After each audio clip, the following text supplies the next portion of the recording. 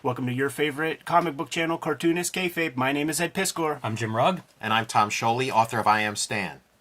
Big one today for all you comic book makers out there. But first, got to let you guys know about the Cartoonist Kayfabe Comic Book Christmas in July initiative that we are presenting for the second year in a row. We are increasing comic book awareness by creating a true free comic book day. Last Saturday of July, we're going around to the free Little Lending libraries in our neighborhoods, and we are stuffing those free Little Lending libraries full of comics, be it doubles, comp copies from your publisher. Go out and spend $20 at the dollar bins and buy some comics that you would love to share with people, and increase comic awareness. We all got introduced to comics in accidental ways, and a good percentage of those people might go on to become future comic readers and maybe even makers. The Cartoonist Kayfabe Patreon is where the King Kayfabers mitigate the kayfabe effect. The videos we talk about, the things we talk about on these videos, become prohibitively expensive in the aftermarket. The King Kayfabers see the first things that we're doing before anybody else through our live stream process during our recording session, and we deliver them videos before anybody else. Jimmy, this is a video I've been wanting to make for quite some time, and we are makers and purveyors of artisanal comics. James Tiberius Rugg. but a lot of these methods, like we use paper, and some of these tools highly esoteric to the lay comic fan who might draw their stuff, or comic maker who might draw their stuff in Clip Studio or Procreate. And I thought it would be pretty fun to show off a good sample of this arcane technology. In the coming years, we are going to be holding a kind of a monopoly by being the last cartoonists that work on paper, which is a pretty advantageous position the more the years go by. You got your guys at like Felix Comic Art. That might be the last dudes who are drawing on paper. So there are things that have been taken care of with the computer, but it's a digital version of things that we arrived at earlier. Yeah, I don't know about an age cutoff, but I mean, like, we all learned to draw on paper. There was no digital option when you're little kids and you're just learning to draw. And it's one of the things that always keeps me going back to paper. I've made comics completely digitally, but I like the actual, like, I don't want to stare at a screen anymore today. Let me look at paper. When I first started making comics, I was looking at a screen 9 hours a day for a day job. Yeah. And I came home and all I wanted to do was not look at a screen. And I've been drawing on paper up to that point 20 years. So yes, paper, there's something gratifying about it to me. So let's knock out the simple ones Sure. first. At this point now, you got your Raphael Kalinsky #2 Sable Hair, which is the Excalibur to the brush inker of today. This has replaced the #2 Winsor Newton Sable Hair. Yeah, the famous Series 7 that they yes. talk about in How to Draw Comics the Marvel Way, and virtually any cartooning book from, say, the 1980s back, because that goes all the way to I've got How to Draw Comic books from the 30s. They all talk about that Winsor Newton. I have never had a Winsor Newton Series 7 that was not split. Right. And I've spent probably $150 on a series of them over the years.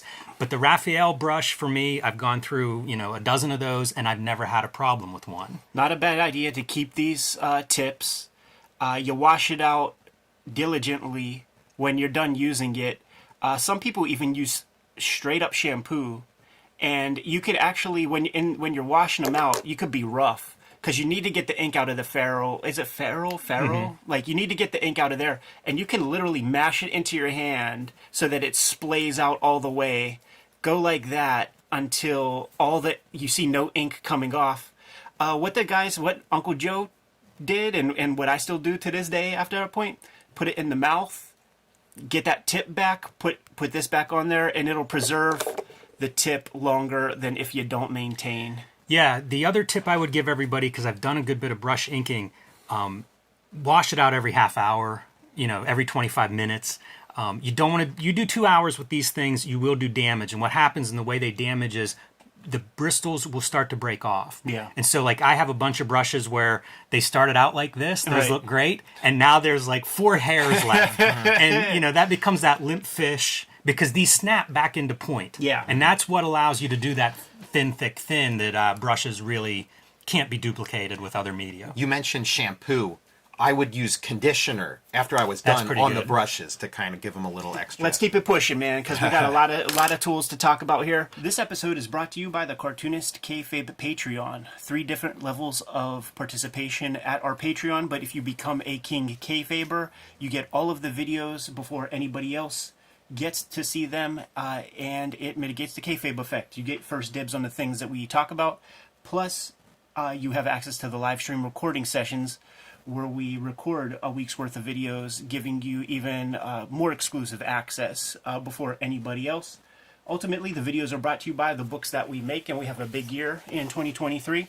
The Hip Hop Family Tree Omnibus is coming to you in time for the holiday season. 504 pages of comics in here, which represents the 4 volumes of Hip Hop Family Tree, plus 140 pages of comics and material that are not in those first 4 volumes of Hip Hop Family Tree. X-Men Grand Design Trilogy collects all of my X-Men Grand Design work in one handy dandy trade paperback. Some of that is out of print at the moment.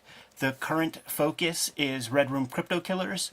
Issue number 3 is forthcoming and is going to be a hotkey because it is establishing a version of the characters that I'm exploring in my daily comic strip, which will be serializing on my Patreon to start at the link in the description below. Jimmy has a nice plethora of materials out there. The Princess of Poverty book is coming to you in November, in time for the holidays. It represents all of Jim's Street Angel comics. If you have the Street Angel Deadliest Girl Alive as a companion piece.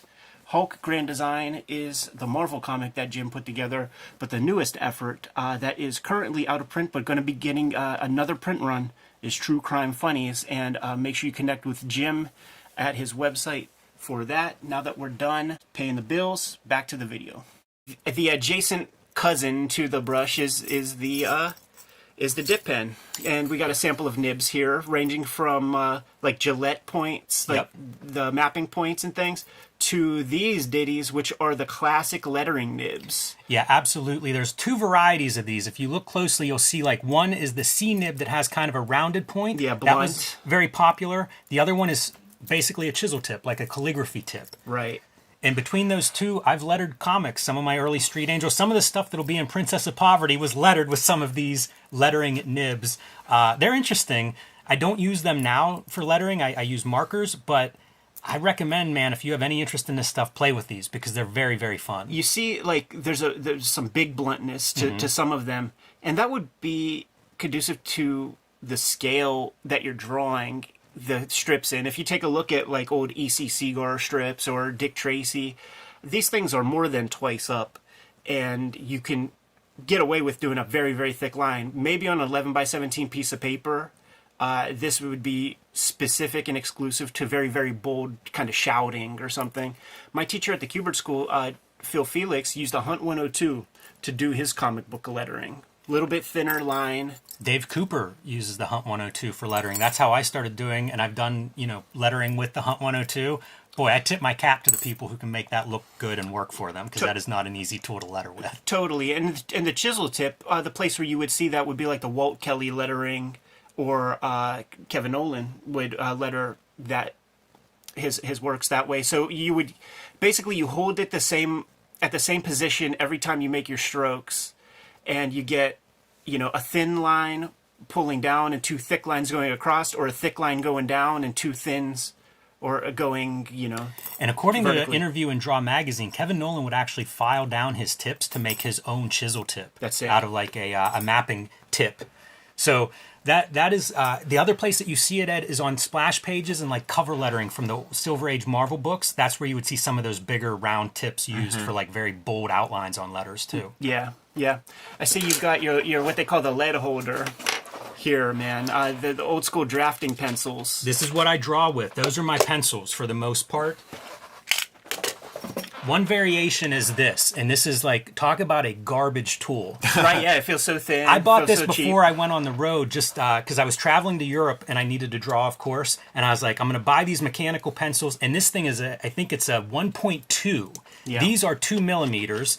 You'll see this one is probably 0.5 or 0.7. Right. But this is this big fat pencil lead. I kind of like drawing that way, especially for roughs, because it keeps me from getting crazy with the details. Yeah. Right. But this turned into like my favorite tool. It's triangle shaped. Sometimes you'll see those. Easy to hold. Yeah, you'll see like things, attachments you can put on a pencil that's that shape, so it felt good. And I'd get them at Office Max in packs of 10. Kind of a dumb tool, but I liked it. Like this thing, our brethren will get the callus, and I was made fun of fairly recently because like I don't have a callus, but like let's see if it shows up well. From putting pressure on my finger this way 10 hours a day, Yes. my middle finger is very crooked. It's very, very crooked at the tip there, man, just from pressing on it all day. And these are every the day. leads that go into those pencils. It's a drafting tool. Yes, what we're looking at here are non-repro blue leads, man. Non-photo blue. Whenever you hear that term, the advantage of that is you can put down like your earliest kind of construction lines, and you might not even be able to see it on the screen, but that is very, very faint to give you your indicator. And a lot of guys will, put down something pretty gestural, pretty faint, and then pull out, the bigger shape, the more important shape with the gray line. You didn't bring your pencil sharpener, did you? Did indeed. So even the pencil sharpener is kind of wild, man. There's this little thing to, may I? Sure.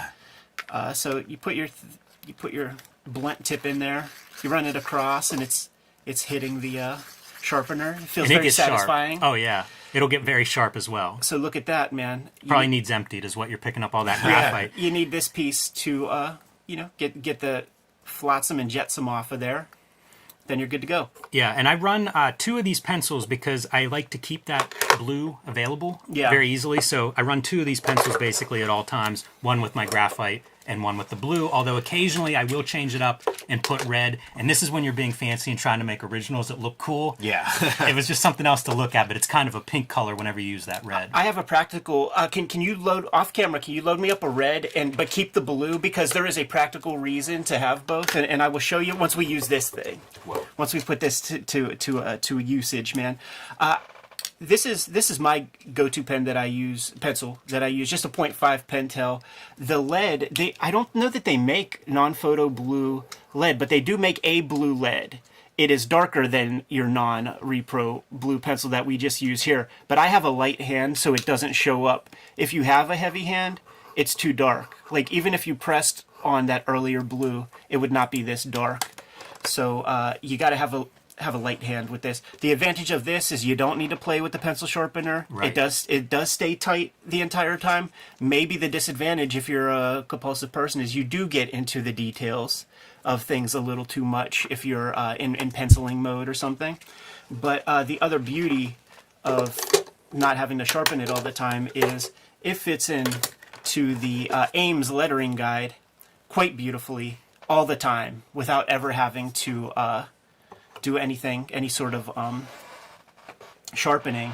Now, I've taught some workshops in my day, Jimmy, across the world, and people were a little bit confused when I was like, all right, man, time to roll out our panel borders. To do that, you got a flat surface with a sharp edge. Real tough when you're on the road. Do you remember, Tommy, when we shared a hotel room in Toronto, Ontario, Canada? When we stayed at a hotel, you were working on Transformers G.I. Joe. I was working on a weekly Hip Hop Family tree strip, and we were working on the road.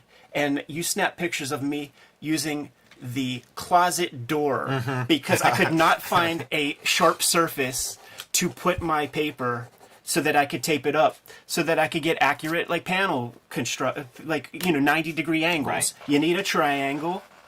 You need a T-square against a flat surface. It stays there. Now, I'm not going to be able to really do this here. We put this together before because the triangle is just too big for this little surface that we have here. But very simple. Make sure it's butted. Make sure the triangle is butted here. You're getting 90-degree angles every time. That sounds like a no-brainer, but it's not.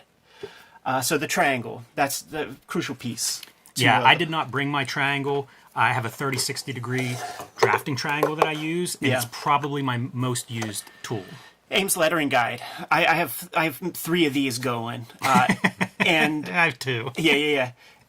when you arrive at the lettering size that you want, which is using this round of dots right here, you tape down the orientation so that it doesn't slide. You know, like we were talking about, I think it was Steve Levine with Eastman and Laird, who lettered his first stuff with Eastman on Ninja Turtles, and his lines, like every row was sized a little differently. He either did not use an Ames lettering guide, or his wheel wasn't taped down enough. So, or his studio mates were playing games yeah, whenever he would turn his back. shooting air guns at him and stuff. And retaping Yeah, it. just when he turn it a wasn't tiny there. bit. So this second row of dots is the ones to use.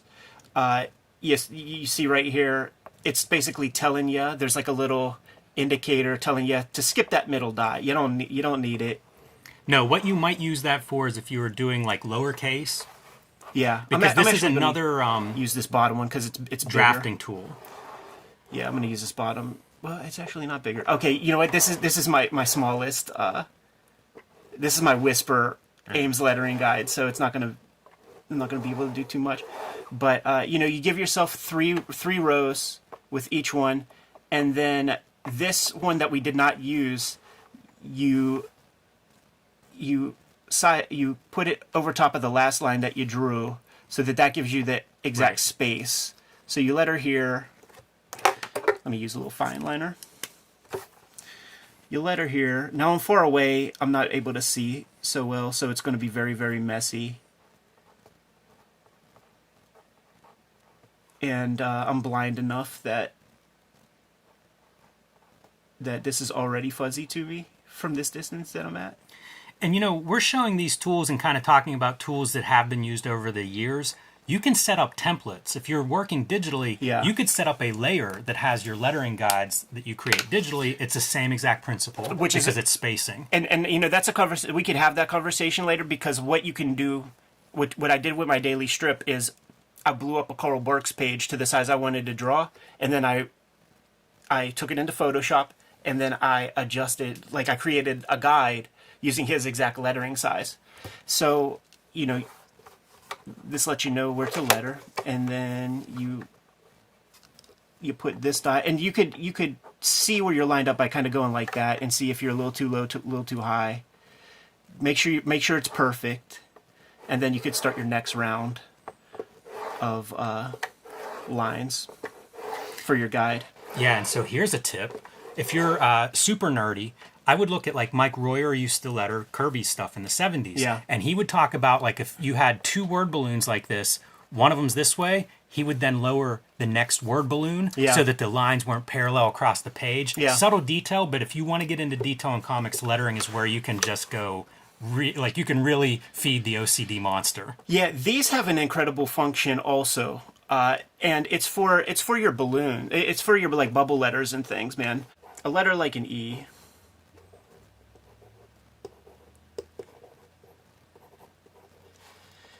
has 1, 2, 3, 4, 5, 6 lines high, and that's your most kind of complicated amount of like spaces and things. So playing around with these at various intervals can give you interesting font possibility. So give yourself 6. I'll do 1, 2. I'll skip 2. Skip 2.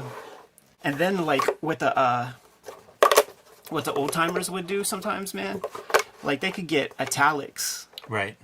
using this thing, or your triangle, you know, like that.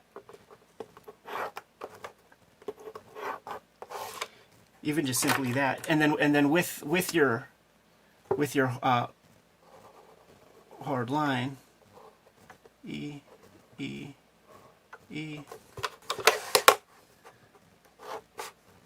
Now we're going real quick here, but you see how it works. And then, so it's all kind of built off of that kind of model. For my borders, my balloons, Jimmy, I have a number of templates, and like ellipse templates and things that I use of all different stripes. With the daily strip that I'm doing right now, though, I'm actually doing these pill-shaped lettering balloons that are straight at the top and bottom and have circled, like rounded off like edges. But it's very simple. You got your ellipse template. Give lots of air to your lettering. That's the Dave Sim method, you know, like all the best cartoonists will do that. And then you don't close it off. And then with the same ellipse template, you don't fucking do straight edges with the tails, man.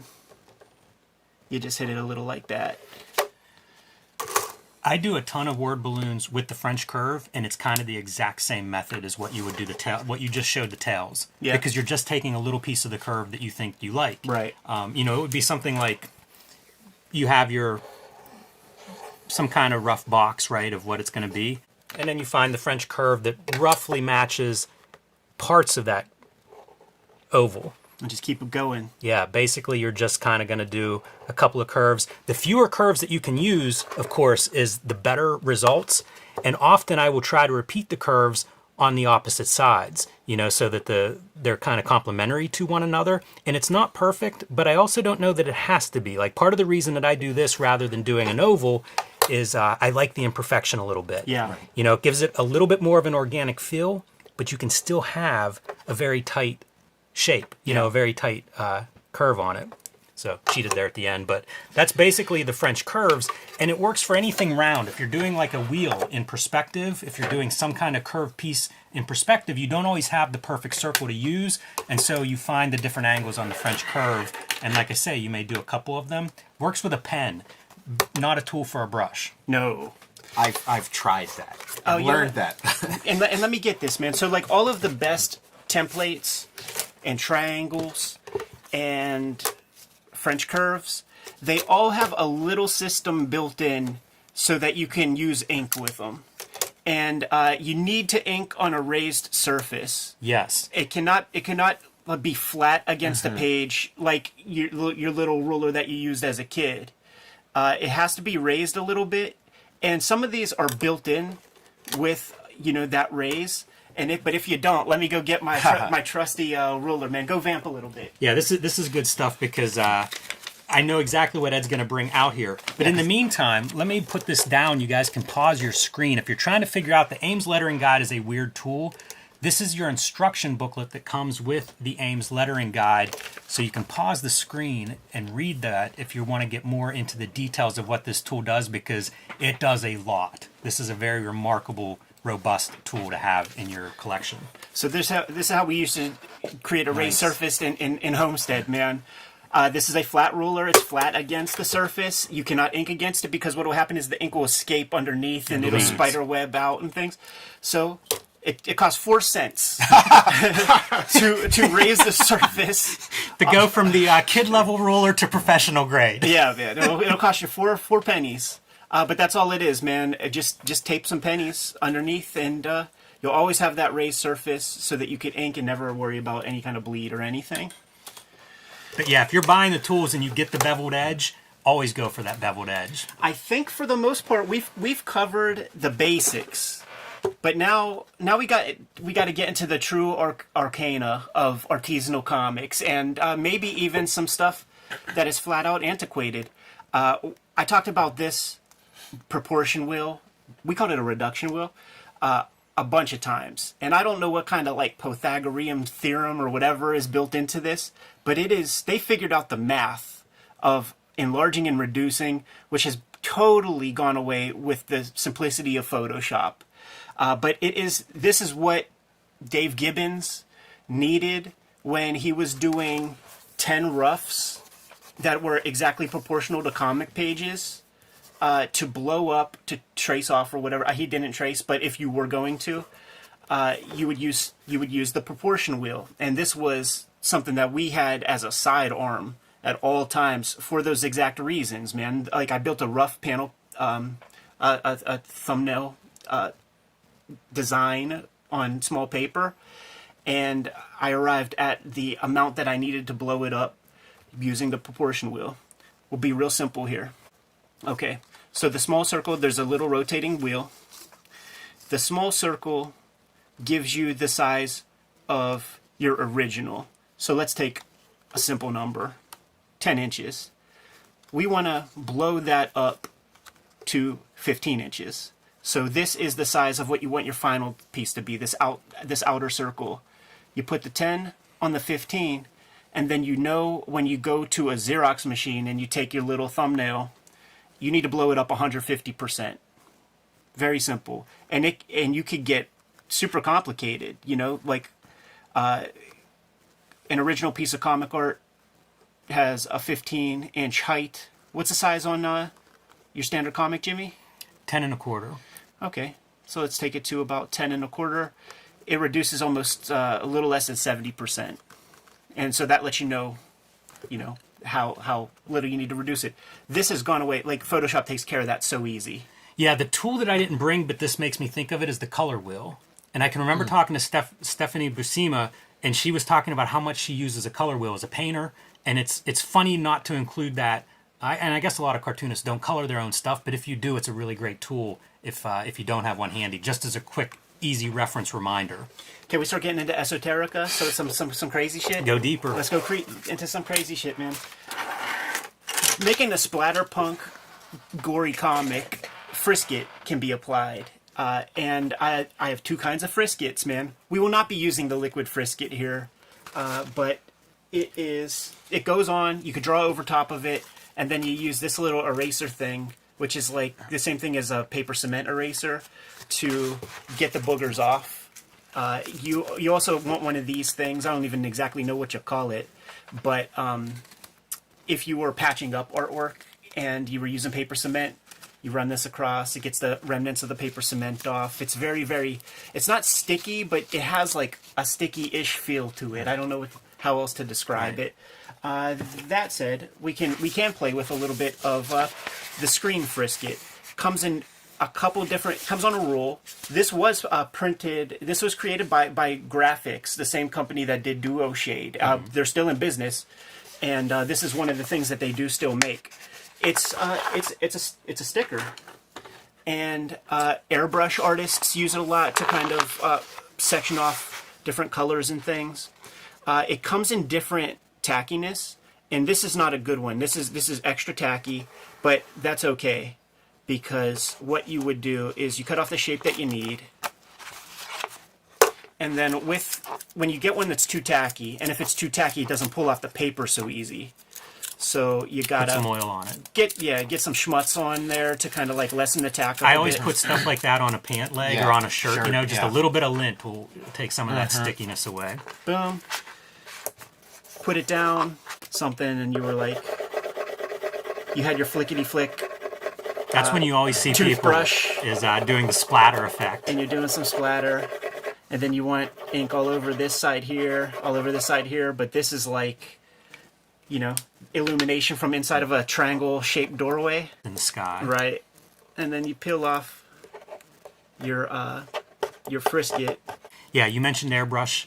I think before we started recording, we were talking about some painters that we see that use this technique. Yeah. You know, so if you're following painters and you'll see their progress sometimes, this is a tool that they're using to work on one part of their canvas or on their artboard, but keep the rest of it clean until they're ready to go to that part. Brian Ballin mentioned it in our Killing Joke conversation, because he used airbrush on a lot of his stuff, and he said that the masking off part of the thing takes all the time. Yes. Because the airbrush is...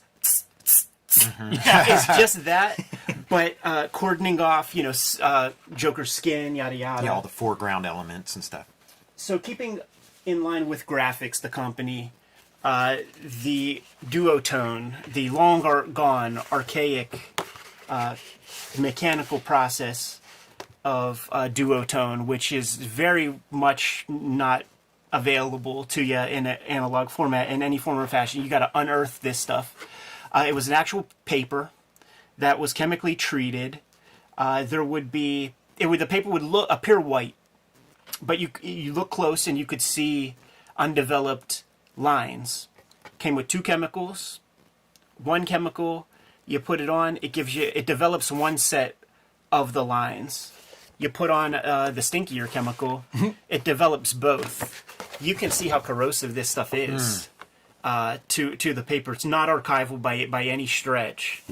We had people send us samples of this stuff in early days, Yeah. and then we would have professionals tell us, "Don't use that in a closed room." Yeah. Highly toxic, some of these chemicals. So Yeah. it has gone away, but it was around for decades. Absolutely. Like even back into the 30s, you'll see it in a lot of the comic strips. So what you're looking at here, these are the sort of templates that I created for myself, the palette I created for myself for my Red Room comic to have a duotone. It took all restraint to not do like a 6-page comic using this stuff and just shading in what I needed to.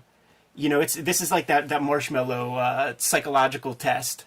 You restrain that impulse to just develop 6 whole sheets, 3 of each color, and scan it in so that you can make 400 pages of comics, infinite amounts once you develop it. What's the purpose, you might ask? You could just do this in the computer. No, you can't, because I want some unevenness. I make organic comics. I make artisanal comics, and the hand is important to be visible. So having some unevenness to it, having some thicker parts, having some pieces of paper where it doesn't quite pick up all of those strokes is very important to me. I don't want it to be perfect, because if I did, I would just use the computer.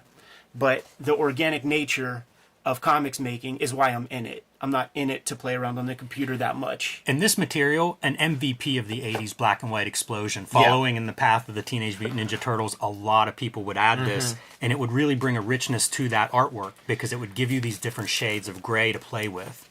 Not the only way to get gray on a comic book page. Zipatone or Letratone, or at this point, Deleter will do you some good. Coming in all shapes and sizes, all sorts of dot patterns. Different sizes of dots go back to your proportion, Will. How much are you going to reduce this stuff? Yeah. Because if you get this wrong and the reduction is too great, what you end up with is what's called a moire pattern. Yeah. And that's where you're getting something else in addition to the dots whenever it's printed. We're seeing it on the screen. Yeah, I was going to say, we might be seeing a moire pattern. Yeah, it could be. And if not, when you can't really butt up Zipatone dots on top of one another, because it will create a moire automatically, which is what you see here with our eyes. The monitor's a little smeary, so maybe the camera's picking that up. The best way to use this stuff for getting the most bang for your buck is to start in a corner when you're cutting off the shapes that you need. Don't start here. Start in a corner and just work your way over, and then as you pull stuff off, put it back down. This material was very expensive. Like the actual Zipatone, even the 80s could be $8 a sheet. So make it last. You might need just that much, so you don't have to chomp it off the big piece. You could just hit it there. Now, and as Ed said, you can still buy this Deleter, probably being the big one. I would recommend scanning them before you cut any out. Yes. I have a pretty good digital collection of all of my screen tones for that reason. It's nice to put them on the actual art. I enjoy how that looks. But in terms of use, you can digitize these, and then like that duo shade, it'll give you something that's a little bit more organic than a digital version. Absolutely. This is from my last round of Manga Quest, where I wanted interesting textures. At Sakaido, the big art store, there's a whole aisle, 500, 600, 700 different patterns. Most of them useless to me, but maybe a checkerboard. I remember Akira pieces that had that. Some speed lines. Yeah. It's nuts to me how many versions of this stuff exist, and whenever you start looking at your mangas and you see some of the elaborate backgrounds, How about this? It's all there. This made me think Joe Sacco should do this. Like just have pages of. It makes me think I've been fooled once or twice with some of what I think is hatching, but Totally. maybe it's not. Look at that, man! You draw your character in a run pose and then just put that on there. Put your flash on top of that. I got a lot of these blendy ones. Yeah, those gradients are good at selling the lie, so to speak. Right. Wow. Yeah, every pattern you can imagine. Cheetah prints, because I can imagine drawing a Peg Bundy type chick one time that's going to have that gear. Camo.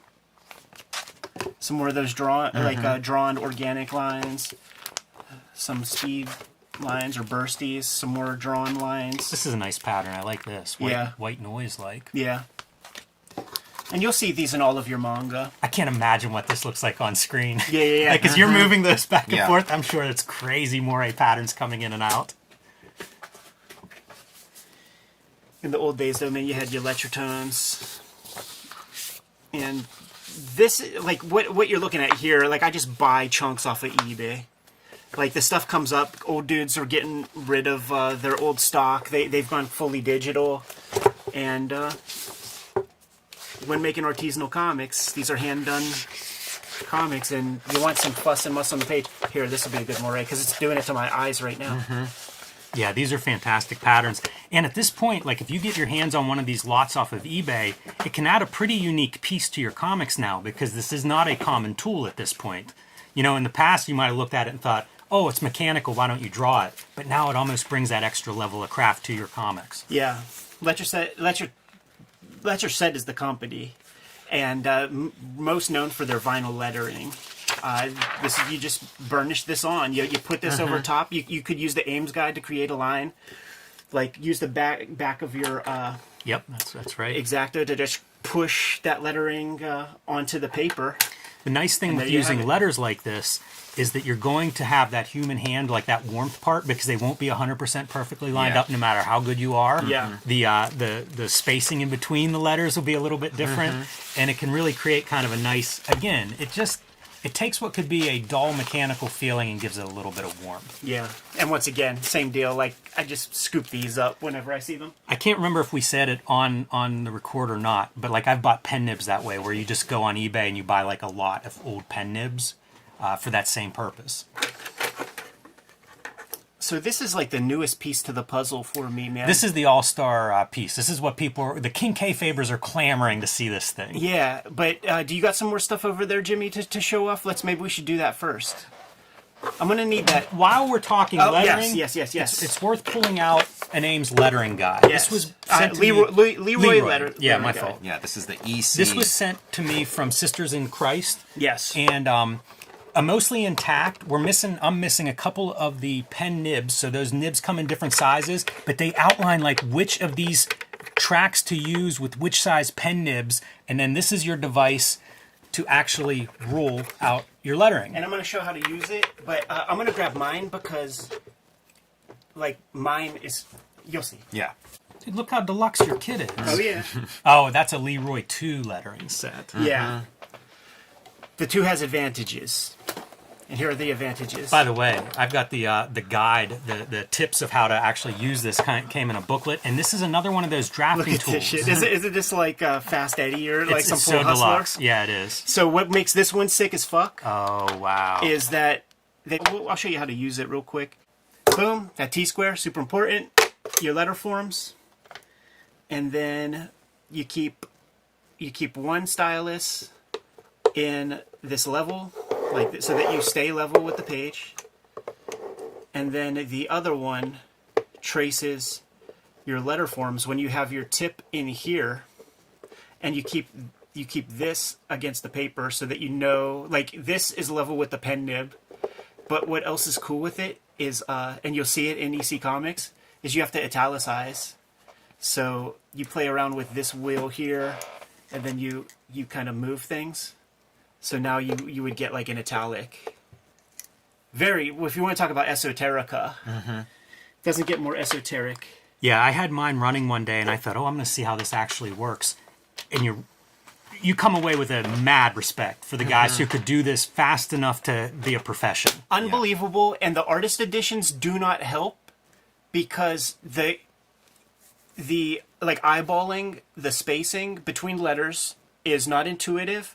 Eyeballing hitting the top of, or the bottom line of your guideline, not intuitive, and having accurate space in between rows is not intuitive, and it's not an easy thing to set up. Yeah, it's very hard to manipulate.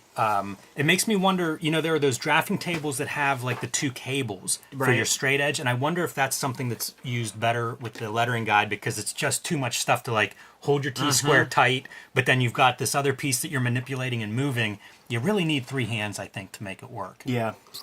So, Jimmy, can you give me those two sharpened red and blue lead deals that you set up?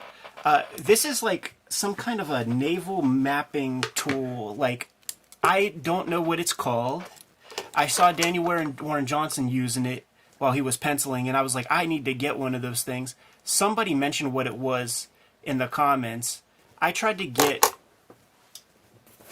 find something online that would approximate that same deal, and this thing does not work because it's uneven in the spacing, as you could see when I pull it open like that. Like, it's you need the stuff to be even for it to be accurate for our good Red Room reference though. I feel know, like that could be right? a tool used in a decent Red Room. splay a It looks like nutsack teeth with at it the or top something. of it. Even this thing does. It looks like a piece of dental equipment from the 1800s. Jeez. So this is a cheat code for perspective. Oh. And what you do, professionals use it. Once you see what I'm going to do, and you look at original art of people you like, you're going to know the dudes who do it or not. So you don't have to be exactly accurate to the top and bottom of a panel, but he set it up, and then you now have a set of very evenly spaced guides. You shrink it up over here, and maybe you put your small ones first, and then you have your guides for this side, and then you just match each. You match each one up with its corresponding. So like the first one, you go with the first guide on the other side. Boom. Boom. You see what I'm getting at here? We'll do the whole thing, and I'll show you like where the having two running of different colored lines has lots of value. But what we're doing is we're gridding it off so that you don't have to keep your paper taped down, and that's something that I always struggled with and like always hated. You would run a similar set over here so that you would be able to, like, you know, get lines here. Like, you would have to run a fresh one, but I'm just going to kind of cheat a little bit to sort of show you. It's so light, but so you'll never get confused, basically. And then, you know, you would run your up and downers. It's impossible to do. Well, for the purposes of this, I'm just going to stick with that, so because it's more visible. By the way, hold on. Stop with the verticals. Yeah. So if you're doing perspective like a wall or something that's going back, once you have your going to the vanishing point line, then this is how you would run your distance in perspective. Right. You know, your verticals would be ruled this way, and that would give you the perspective of, say, bricks in a wall. Right. For a very easy example of how you mark perspective going back on a wall of equal distances. Totally. Which is important. Which is why it's important to have the accurately spaced. Exactly. This, because you get a lot with that. You get proper ellipses. Yes. That are for your car tires and things. Will kind of fit within that space. Because what did we learn from How to Draw Comics the Marvel Way? A perfect circle fits in a perfect square. So if you have a perfect square in perspective, then to create a perfect circle in perspective, it's got to kind of fit within that. What else do we have, man? Any quickies, man? It's real fun showing off this old Arcana when it comes to comic book making. I don't think I have anything major. This was one of the first tools I was ever given. This came to me from my grandmother whenever it was made clear that, I like to draw. Yeah. So this was an old uncle's drafting kit, probably from Compass, the 40s of or course, 50s. Yeah. And the compass is one of those tools that, you know, if you want to make a circle of any size, that's what you use.